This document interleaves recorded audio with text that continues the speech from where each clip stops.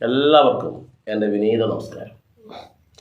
പ്രിയ കുടുംബാംഗങ്ങളെ, നമ്മുടെ ആധ്യാത്മികം എന്ന് പറയുന്ന ഈ ഒരു ചാനലിൽ എല്ലാവർക്കും സംശയങ്ങൾ ദൂരീകരിക്കുവാനുള്ള ഒരു ഉപാധിയാണ്.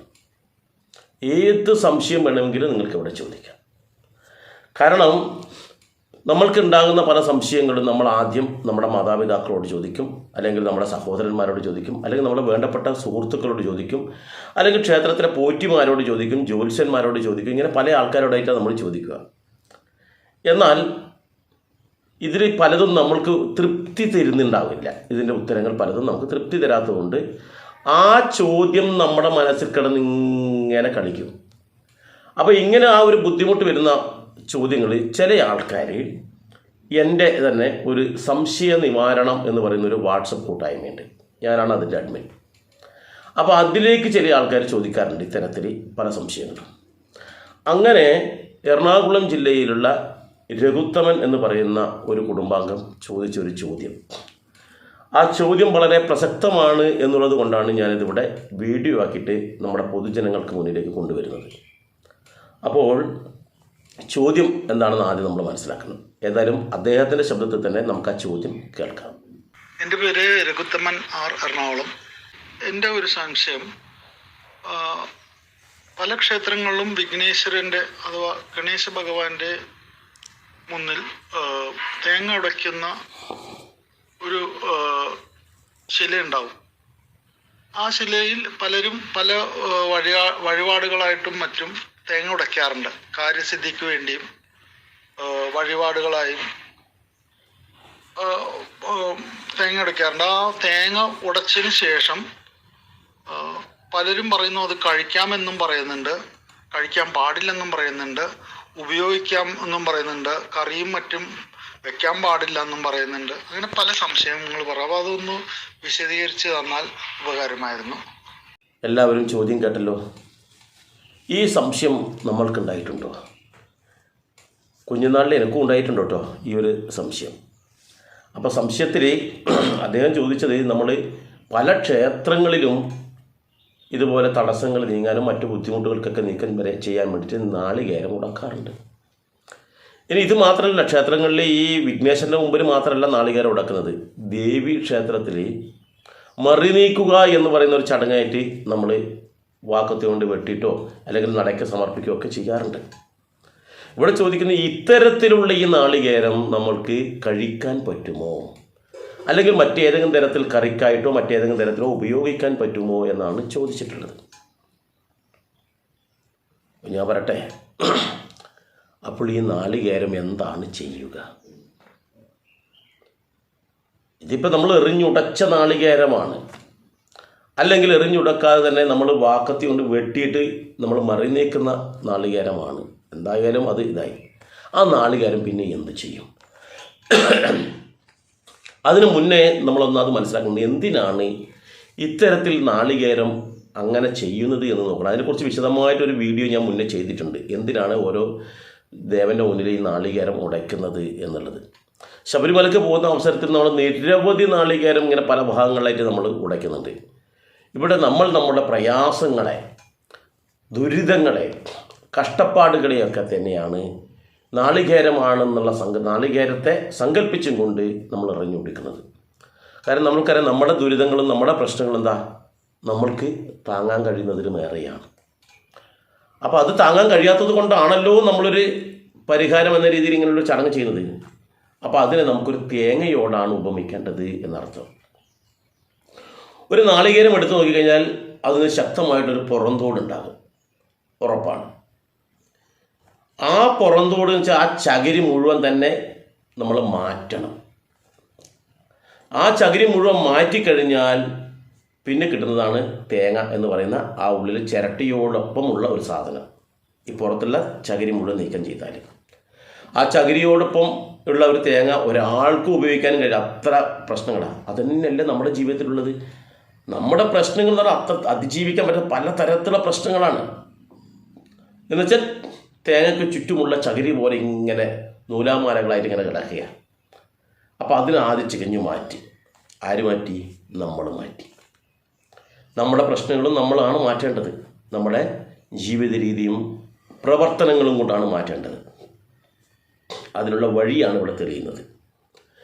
അപ്പോഴാണ് ഈ ചകിരിയൊക്കെ നീക്കുമ്പോഴാണ് അതിനുള്ളിൽ കടുപ്പമുള്ള ഒരു പുറം ചട്ടയോട് അടക്കമുള്ള ഒരു പാറ പോലെ കരുത്തുള്ള ഒരു ചിരട്ട നമുക്ക് കാണാൻ കഴിയും.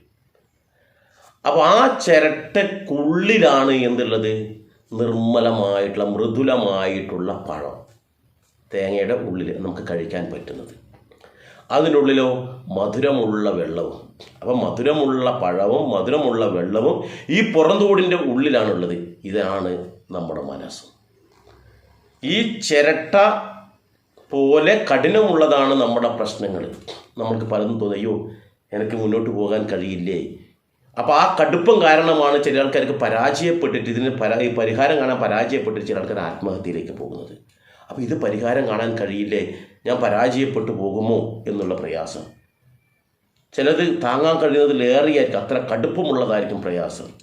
അപ്പോഴാണ് നമ്മൾ വളരെ ശ്രദ്ധയുള്ള ഒരു ആചാര്യൻ്റെ നിർദ്ദേശപ്രകാരം ഇത് ചെയ്യണമെന്ന് ഒരാൾ പറഞ്ഞിരുന്നുണ്ടല്ലോ. ആ പറഞ്ഞിരുന്നത് ആരായാലും ആചാര്യനാണ്, അറിവ് പകർന്നു തരുന്ന ആളെയാണ് ആചാര്യൻ എന്ന് പറയാം. അല്ലാതെ ഒരുപാട് അറിവുണ്ടായ ആൾക്കാർ ആചാര്യനാവില്ല. അത് മറ്റുള്ളവർക്ക് പകർന്നു കൊടുക്കുമ്പോഴാണ് ആചാര്യനാകുന്നത്. അപ്പോൾ ഏതെങ്കിലും ഒരാൾ, ചിലപ്പോൾ അച്ഛനാവാം, അമ്മയാവാം, അല്ലെങ്കിൽ മറ്റാരെങ്കിലും നമുക്ക് പകർന്നു തരുന്നുണ്ടെങ്കിൽ അവർ തൽക്കാലം നമ്മുടെ ആചാര്യനായി.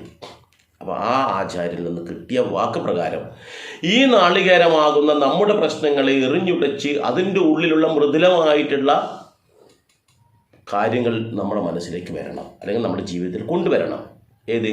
ആ മധുരമുള്ള ജലം പോലത്തെ, അതുപോലെ ആ പഴം പോലത്തെ കാര്യങ്ങൾ നമ്മുടെ ജീവിതത്തിലേക്ക് വരണം. അപ്പോൾ ഇത് എറിഞ്ഞുകൊടുക്കുന്നതോട് കൂടിയിട്ട് അവനൊരു തോന്നലുണ്ടാവും, എൻ്റെ പ്രശ്നങ്ങളെല്ലാം തീർന്നു, ഇനി എനിക്ക് പ്രശ്നങ്ങളൊന്നും ഇല്ലാതെ മുന്നോട്ട് പോകാൻ പറ്റും എന്നൊരു തോന്നൽ അദ്ദേഹത്തിനുണ്ടാവും. ഈ ആത്മവിശ്വാസം ഇല്ലാത്തതാണ് നമ്മുടെയൊക്കെ പ്രശ്നത്തിന് കാരണം. നമ്മൾക്കൊരു ഇപ്പോൾ ഉദാഹരണം രാമായണത്തിൽ നമുക്ക് കാണാം. രാമായണത്തിൽ ആ സമുദ്രം തരണം ചെയ്യാൻ വേണ്ടി ഈ വാനരന്മാരെല്ലാം ഇവിടെ വന്ന് എടുക്കുകയാണ്. കാരണം എന്താ? ഈ സമുദ്രത്തിന് അക്കരെയാണ് ആര്? സീതാദേവി ഉള്ളത്. അപ്പോൾ സീതാദേവിയെ കണ്ടെത്തണം. പക്ഷെ എന്ത് വേണം? ഈ 100 യോജന വിസ്താരമുള്ള, നീളമല്ല കേട്ടോ, വിസ്താരം എന്നാണ്, വിസ്താരമുള്ള ഈ കടൽ താണ്ടി അപ്പുറം എത്തണം. അപ്പോൾ ഓരോ വാനരന്മാരോടും പറയും നിങ്ങൾക്കുള്ള കഴിവ് പറയുന്നു. അപ്പോൾ ഒരാൾ പറയും ഞാൻ 10 യോജന ചാടും, ഒരാൾ പറഞ്ഞ് 20 യോജന ചാടും. അങ്ങനെ ഓരോന്ന് പറയുമ്പോൾ ഈ വിസ്താരം എന്ന് പറയുന്നത് 100 യോജനയാണ്.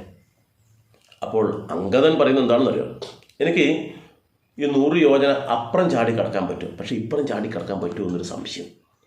കാരണം ആരുടെ ആത്മവിശ്വാസമില്ല. അപ്പുറം ചാടിയാൾക്ക് ഇപ്പുറം ചാടാൻ എന്താ പ്രയാസം? അപ്പോൾ ആത്മവിശ്വാസം ഇല്ലാത്തതുകൊണ്ടാണ് അംഗദൻ അവിടെ തകർന്നു പോകുന്നത്. അതുപോലെ ഈ നാളികേരം ഉടക്കുമ്പോൾ നമ്മൾക്കുണ്ടാകുന്നത് എന്താ അറിയോ? നല്ലൊരു ആത്മവിശ്വാസം. എങ്ങനെ ഉണ്ടാകുന്നു? അവിടെ ഹനുമാൻ സ്വാമി ഉണ്ടായിരുന്നു. ഹനുമാൻ സ്വാമി ഒന്നും മിണ്ടാതിരിക്കുകയായിരുന്നു. ആ മിണ്ടാതിരിക്കുന്ന ഹനുമാൻ സ്വാമിയുടെ അരികിലാണ് ജാമ്പവാൻ പോയിട്ട് പറയുന്നത്, നീ ആള് സാധാരണക്കാരനല്ല, നീ വിചാരിച്ചു കഴിഞ്ഞാൽ വളരെ സുഖമായിട്ട് അക്കരെ ചാടിക്കിടക്കാൻ പറ്റും. ഒരവസരത്തിൽ 500 യോജന നീ മേൽപോട്ട് ചാടിയിട്ടുണ്ട്. സൂര്യനെ പഴമാണെന്ന് ധരിച്ച് മാമ്പഴമാണെന്ന് കരുതി നീ ഒരിക്കൽ ചാടിയിട്ടുണ്ട്. അതും കുട്ടിയായിരിക്കുമ്പോഴാണ് നീ ചാടിയിട്ടുള്ളത്. അങ്ങനെയുള്ള നീ ആരാ? സാക്ഷാൽ ദാക്ഷായണിയുടെ എന്നുവെച്ചാൽ പാർവതി ദേവിയുടെ ഗർഭത്തിൽ നിന്നാണ് നീ ഉത്ഭവിച്ചിട്ടുള്ളത്. അപ്പോൾ നീ സാധാരണക്കാരനല്ല, അതുകൊണ്ട് നിനക്ക് സുഖമായിട്ട് അത് ചാടിക്കിടക്കാൻ പറ്റുമെന്ന് ജാമ്പവൻ പറഞ്ഞപ്പോഴാണ് ഹനുമാൻ ഒരു ധൈര്യം വരുന്നത്, ഒരു ആത്മവിശ്വാസം വരുന്നത്. അതേപോലെയുള്ളൊരു ആത്മവിശ്വാസമാണ് ഇവിടെ എന്ത് സംഭവിക്കുന്നത്? ഈ നാളികേരം എറിഞ്ഞുടക്കുന്ന സമയത്ത് എൻ്റെ പ്രശ്നങ്ങളെല്ലാം തീർന്നു. അങ്ങനെയാണ് ഒരു ആചാര്യം പറഞ്ഞു കൊടുക്കുക. എന്താണ്? ഈ നാളികേരം എറിഞ്ഞുടക്കുമ്പോൾ നിൻ്റെ ആ ഭഗവാൻ ഗണപതിയുടെ മുന്നിൽ തടസ്സങ്ങളെല്ലാം നീക്കിത്തരും. കാരണം ഭഗവാൻ ഗണപതി എന്ന് പറഞ്ഞാൽ തടസ്സങ്ങൾ ഇല്ലാതാക്കുന്നതാണ്. അപ്പോൾ ആ ഗണപതിയെ പ്രീതിപ്പെടുത്താൻ വേണ്ടി നീ ഈ നാളികേരം അവിടെ എറിഞ്ഞുടക്കണം. എറിഞ്ഞുടക്കുമ്പോഴാണ് നിൻ്റെ പ്രശ്നങ്ങളെല്ലാം തീരും. അപ്പോൾ ഈ വ്യക്തിയുടെ വിചാരം എന്തായി? എൻ്റെ പ്രശ്നങ്ങളെല്ലാം തീർന്നു, ഇനി എനിക്കൊന്നും മുന്നിൽ ഒരു തടസ്സങ്ങളൊന്നുമില്ല എന്നുള്ളൊരു ആത്മവിശ്വാസത്തോടു കൂടി ഹനുമാൻ ലങ്കയിലേക്ക് ചാടിയതുപോലെ നമ്മുടെ ജീവിതത്തിൻ്റെ മറുകരയിലേക്ക് നമുക്ക് ചാടാൻ തോന്നും. അതിനുള്ളൊരു ഉപാധിയാണ് ഈ പറയുന്ന നാളികേരം ഉടയ്ക്കുന്നത്. അപ്പോൾ ആ ഒരു ചടങ്ങ് നമ്മൾ ആചാര്യന്മാർ ഈ തരത്തിൽ പറഞ്ഞു കൊടുക്കണം. വെറുതെ നാളികേരം ഉടച്ചോ എന്ന് പറയല്ല ഉണ്ട്. നാളികേരം ഉടക്കുമ്പോൾ നിങ്ങളുടെ പ്രശ്നങ്ങൾ തീരും എന്നുള്ള 100% വിശ്വാസം ഉണ്ടാക്കി കൊടുക്കണം. ഇനി നമുക്ക് ചിന്തിക്കേണ്ടത് ഇവിടെ പറഞ്ഞിരിക്കുന്നത് എന്താ അറിയോ? ഈ എറിഞ്ഞുടച്ച നാളികേരം നമുക്ക് കഴിക്കാൻ പറ്റുമോ എന്നാണ്. ആ നാളികേരം എന്താ ചെയ്യാൻ? സ്വതവേ ഒന്നുകിൽ ഇപ്പോൾ ശബരിമല കായലും മറ്റുള്ള ക്ഷേത്രങ്ങളിലെല്ലാം നമ്മൾ കാണുന്നത് അതൊക്കെ പെറുക്കിയെടുത്തിട്ട് ഉണക്കിയെടുത്തിട്ട് കൊപ്രയാക്കാണ് ചെയ്യുന്നത്. അപ്പോൾ ഈ കൊപ്രയാക്കിയിട്ട് അത് ആട്ടിയെടുക്കുമ്പോൾ എണ്ണയല്ലേ, ആ എണ്ണ ആരാണ് ഉപയോഗിക്കുന്നത്? നമ്മൾ ഉപയോഗിക്കുന്നുണ്ട്. അപ്പോൾ ഇവിടെ ചോദിച്ച ചോദ്യത്തിന് ഒന്നാമത്തെ മറുപടി, ആ നാളികേരത്തിലുള്ള ഇത് നമുക്ക് ഉപയോഗിക്കാൻ പറ്റുമോ എന്ന് ചോദിച്ചാൽ അത് ഉണക്കിയിട്ട് നമ്മൾ എണ്ണയാക്കിയിട്ട് ഉപയോഗിക്കുന്നുണ്ട്. അവിടെ തീർന്നു. അത് മനുഷ്യന്മാർ തന്നെയാണ് ഉപയോഗിക്കുന്നത്. തീർന്നിട്ടില്ല. ഇനി പെറുക്കിയെടുത്തില്ല എന്നിരിക്കട്ടെ, നമ്മളത് പെറുക്കിയെടുത്തിട്ടില്ല, ചിതറിക്കിടക്കുന്ന കഷ്ണമാണ്. അതെന്തായിരിക്കും സംഭവിക്കുക? പക്ഷി മൃഗാദികൾ വന്നിട്ട് അത് കൊത്തിയെടുത്തിട്ട് കഴിക്കും. അപ്പോൾ ഉപയോഗിക്കാൻ പറ്റുമോ? ചില പക്ഷികളും മൃഗങ്ങളും കഴിക്കുന്നുണ്ടല്ലോ, അവർക്കൊന്നും സംഭവിക്കുന്നില്ലല്ലോ, ഒന്നും സംഭവിക്കുന്നില്ല. എന്ന് മാത്രമല്ല, പക്ഷികളില്ലെങ്കിൽ അത് ഉറുമ്പ് പോലുള്ള ജീവികളും വന്നിട്ട് അത് തിന്ന് തീർക്കും, അല്ലെങ്കിൽ കടിച്ചെടുത്തിട്ട് ഇതാക്കും. അപ്പോൾ അത് ഒരിക്കലും നഷ്ടപ്പെടുന്നില്ല, അത് ഉപയോഗിക്കുന്നുണ്ട്. ഏതെങ്കിലും ജീവജാലങ്ങൾക്ക് അത് ഉപകരിക്കുന്നുണ്ട്. ഒന്നുമില്ലെങ്കിൽ നമ്മുടെ ഇവിടെയുള്ള ചെറുമാതിരി പ്രാണികൾക്കെങ്കിലും അത് ഉപകരിക്കുന്നുണ്ട് എന്ന് നമ്മൾ മനസ്സിലാക്കണം. അപ്പോൾ ഈ നാളികേരം ഏതെങ്കിലും തരത്തിൽ ഉപകരിക്കുന്നു എന്നുള്ള കാര്യം നമ്മൾ മനസ്സിലാക്കുന്ന കൂട്ടത്തിൽ മറ്റൊരു കാര്യം മനസ്സിലാക്കുക, ഭക്ഷ്യമായിട്ടുള്ള ഒരു വസ്തുക്കളും നമ്മൾ നശിപ്പിക്കരുത്. കാരണം ഭക്ഷണം നമ്മൾക്ക് നമ്മുടെ ജീവൻ നിലനിർത്താനുള്ള ഘടകമാണെന്ന് മാത്രമല്ല, അത് നശിപ്പിക്കുന്ന അവസരത്തിൽ എത്രയോ നമ്മുടെ ചുറ്റുവട്ടത്തല്ലെങ്കിൽ പോലും ലോകത്തിൻ്റെ പല ഭാഗത്ത് എത്രയോ ആൾക്കാർ ഒരു നേരത്തെ ഭക്ഷണം കിട്ടാതെ മരണമടയുന്നുണ്ട് എന്ന് നമ്മൾ ഓർക്കണം. അതുകൊണ്ട് ഒരു കാരണവശാലും ഭക്ഷണം നശിപ്പിക്കരുത് എന്നുള്ള തത്വം നമ്മൾ ഉപയോഗിച്ച് കണ്ട് തന്നെ ഇത് നമുക്ക് ഉപയോഗിക്കാവുന്നതാണ്. ഇത് നമ്മൾ ഉപയോഗിക്കേണ്ടതാണ്. എങ്ങനെ ഉപയോഗിക്കണം? അതിന് പിന്നിലുള്ള തത്വം കൂടി പറഞ്ഞുതരാം. നമ്മൾ നമ്മുടെ ദുരിതമാണ് അവിടെ തീർക്കുന്നത്. ദുരിതം ഇതുപോലെ എറിഞ്ഞുടക്കുകയാണ്. എറിഞ്ഞുടച്ചു കഴിഞ്ഞാൽ എങ്ങനെയായിരിക്കും? അതിൻ്റെ ഉള്ളിലുള്ള ഏറ്റവും മൃദുലമായിട്ടുള്ള മധുരമായിട്ടുള്ള ആ പഴം നമ്മൾ സേവിക്കുകയാണ് ചെയ്യുന്നത്. കാരണം ഇനി നമ്മൾക്ക് എന്താണ്? ഇനി നമ്മൾക്ക് ദുരിതമില്ല, മധുരമുള്ള ജീവിതമാണ്. ഇനി നമ്മൾ മധുരമുള്ള ജീവിതമാണ്, മധുരകരമായിട്ടുള്ള മുന്നോട്ട് പോക്കാണ് ഇനി നമുക്കുള്ളത്. ആ തടസ്സങ്ങൾ എറിഞ്ഞുടച്ചു, നമ്മുടെ പ്രശ്നങ്ങൾ തീർന്നു കഴിഞ്ഞാൽ, ആ പ്രശ്നങ്ങളാണ് ചിരട്ടയും ചകിരിയും, അത് തീർന്നു കഴിഞ്ഞാൽ നമ്മുടെ ജീവിതം മധുരമുള്ളതായിരിക്കണം. അതുകൊണ്ട് തന്നെ ഇത് നമ്മൾ ഭഗവാന്റെ പ്രസാദമായി നമുക്ക് സ്വീകരിക്കാം. അത് നമ്മൾ കഴിക്കുന്നത് നല്ലതാണ്, ഒരിക്കലും മോശമല്ല. ആരെങ്കിലും അങ്ങനെ പറഞ്ഞെങ്കിൽ നമ്മൾ യുക്തിപൂർവ്വം നമ്മൾ ഈ ഒരു കാര്യം അവിടെ പറഞ്ഞാൽ, നമ്മളല്ലെങ്കിൽ വേറെ ആരെങ്കിലും ഉപയോഗിക്കുന്നുണ്ടല്ലോ, അവിടെ തീർന്നു. നമ്മൾ അങ്ങനെയാണ് ചെയ്യേണ്ടത്. നമ്മൾ ഭഗവാനെ നമ്മുടെ പ്രശ്നങ്ങൾ തീരാൻ വേണ്ടി ഒരു പാൽപ്പായസം നേർന്നിരിക്കട്ടെ, ഭഗവാന് പാൽപ്പായസം നേർന്ന് ഭഗവാന്റെ മുന്നിൽ സമർപ്പിച്ച് കഴിഞ്ഞാൽ പിന്നെ ആ പാൽപ്പായസം നമ്മൾക്ക് തരില്ലേ പ്രസാദമായിട്ട്? നമ്മളത് കഴിക്കുന്നില്ലേ? ത്രിമധുരം കൊടുത്തു, ശർക്കര പായസം കൊടുത്തു, വെള്ള നിവേദ്യം കൊടുത്തു, ഇതെല്ലാം നമുക്ക് പ്രസാദമായിട്ട് തിരിച്ചു തരുന്നില്ലേ? അത് നമ്മൾ കഴിക്കാമെങ്കിൽ നമ്മുടെ ദുരിത നിവാരണത്തിന് വേണ്ടി നമ്മൾ സമർപ്പിച്ചിട്ടുള്ള നാളികേരം എറിഞ്ഞുടച്ചതിന് ശേഷമുള്ള ആ പ്രസാദം, ശിഷ്ടമായിട്ടുള്ള പ്രസാദം നമുക്ക് കഴിക്കുന്നതിൽ എന്താ തെറ്റി? 100% നമുക്കത് കഴിക്കാം. പലരും അത് തെറ്റിദ്ധരിച്ചിട്ടുള്ളത്, അയ്യോ അത് തൊടാൻ പാടില്ല, അത് കഴിച്ചു കഴിഞ്ഞാൽ നമ്മുടെ ദുരിതമാണ്, ആ ദുരിതം നമ്മളിൽ നിന്ന് പോകൂല. ദുരിതത്തെ നമ്മൾ നാളികേരമായി സങ്കല്പിച്ചിട്ട് നാളികേരത്തെ എറിഞ്ഞുടക്കുന്നതോട് കൂടിയിട്ട് നമ്മുടെ ദുരിതങ്ങൾ ചിന്നിച്ചിതറി ആ നാളികേരത്തിൻ്റെ ഉള്ളിലുള്ള മൃദുലമായ മാംസളമായിട്ടുള്ള ഭാഗം നമ്മൾ പ്രസാദമായി സ്വീകരിക്കുന്നു. അതോടുകൂടി നമ്മുടെ ജീവിതവും ആനന്ദപൂർണ്ണമാകണം എന്നുള്ളതാണ് കണക്ക്. എന്നാൽ ഇന്ന് നമുക്ക് കാണാൻ കഴിയുന്നത് എന്താണെന്ന് വെച്ചാൽ, എറിഞ്ഞുടക്കുന്ന അതിൻ്റെ ഉള്ളിൽ നിന്ന് ഒരു തരി കഷ്ണം പോലും ആ ഇതിൽ നിന്ന് പുറത്തേക്ക് പോകരുത്. കാരണം ഒരു കാരണവശാലും ഇത് മറ്റൊരാൾ ഉപയോഗിക്കാൻ പാടില്ല എന്ന വിധത്തിൽ അത് കമ്പി വലയിട്ട് പൂട്ടിയിരിക്കുക. കാരണം ഇത് പുറത്തേക്ക് പോയി കഴിഞ്ഞാൽ ഇവിടുത്തെ വരുമാനം മുട്ടിപ്പോകും. ഇത് ലേലം ചെയ്ത് കൊടുക്കുന്ന ആൾക്കാരുണ്ട്. ഇത് ലേലം ചെയ്ത് മാത്രമല്ല, ഇത് അല്ലെങ്കിൽ ക്ഷേത്രത്തിൻ്റെ ആൾക്കാർ തന്നെ ഇതെടുത്തിട്ട് എണ്ണയാക്കിയിട്ട് മറ്റു പല കാര്യങ്ങൾക്ക് ഉപയോഗിക്കും. ഇത് ഒരു കാരണവശാലും മറ്റൊരാൾ എടുത്തുകൊണ്ട് പോകാൻ പാടില്ല എന്ന് വിചാരിക്കും. അത് ശരിയല്ല.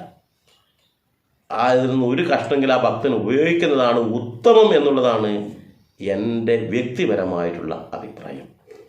ഏതായാലും ഈ രഘുത്തമൻ എന്ന് പറയുന്ന കുടുംബാംഗം ഇങ്ങനൊരു ചോദ്യം ചോദിച്ചതുകൊണ്ടാണ് ഇത്തരത്തിലുള്ള വിശദീകരണത്തോടുകൂടി നിരവധി ആൾക്ക് ഉപകാരപ്രദമായ ഒരു സന്ദേശം കൊടുക്കാൻ കഴിഞ്ഞത്. നിങ്ങൾക്ക് ആർക്കെങ്കിലും ഇത്തരത്തിലുള്ള സംശയങ്ങൾ വരികയാണെങ്കിൽ ഈ വീഡിയോയുടെ കമൻറ്റ് ബോക്സിൽ നിങ്ങൾക്ക് രേഖപ്പെടുത്താം. ഏത് സംശയങ്ങളും എനിക്കറിയാവുന്നതാണെങ്കിൽ ഞാൻ ഇതേപോലുള്ള വീഡിയോ ആയിട്ടോ അല്ലെങ്കിൽ ചെറുമാതിരിയാണെങ്കിൽ നിങ്ങൾക്ക് അതിൻ്റെ കമൻറ്റ് ബോക്സിലോ മറുപടി തരുന്നതായിരിക്കും. ഏതായാലും ഇത്തരത്തിലുള്ള നിരവധി വീഡിയോകൾ കാണുവാൻ താല്പര്യമുള്ളവരാണെങ്കിൽ ദയവായി ഈ ചാനൽ ഒന്ന് സബ്സ്ക്രൈബ് ചെയ്യുക. മുമ്പ് ചെയ്തവരാണെങ്കിൽ ചെയ്യരുത്. എങ്ങനെയാണ് സബ്സ്ക്രൈബ് ചെയ്യേണ്ടത്? തൊട്ട് താഴെ സബ്സ്ക്രൈബ് എന്ന് ഇംഗ്ലീഷിൽ എഴുതിയിട്ട് അതൊന്ന് തൊട്ട് കൊടുക്കുക.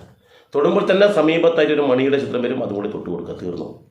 ഇനി ഞാനിവിടെ ഇടുന്ന എല്ലാ വീഡിയോസും നിങ്ങൾക്ക് മുന്നിലേക്ക് ഇതുപോലെ എത്തിക്കൊണ്ടിരിക്കും. ഏതായാലും മറ്റൊരു വീഡിയോയുമായി ഞാൻ മറ്റൊരു അവസരത്തിൽ വരാം. എല്ലാവർക്കും നന്ദി, നമസ്കാരം.